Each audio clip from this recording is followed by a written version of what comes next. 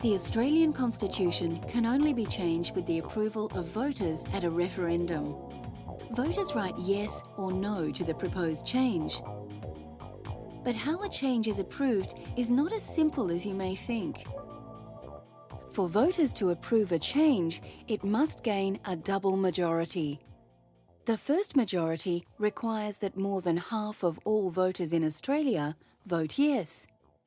The second part requires a majority of voters in a majority of the states to agree to the changes.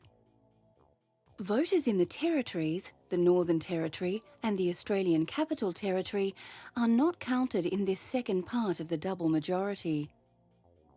Why don't I explain that a bit more?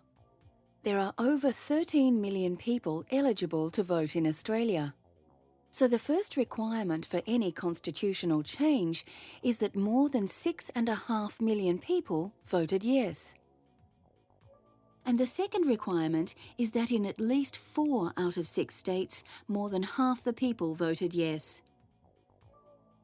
Since Federation, only 8 out of 44 proposals to amend the Constitution have been approved. The last change was the 1977 referendum to impose retiring ages for federal judges.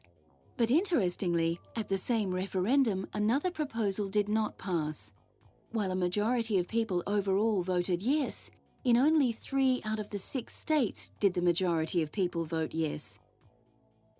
Because there was no majority of states, no change to the Constitution could occur. So you can see that voting in a referendum is quite simple. You just have to write yes or no.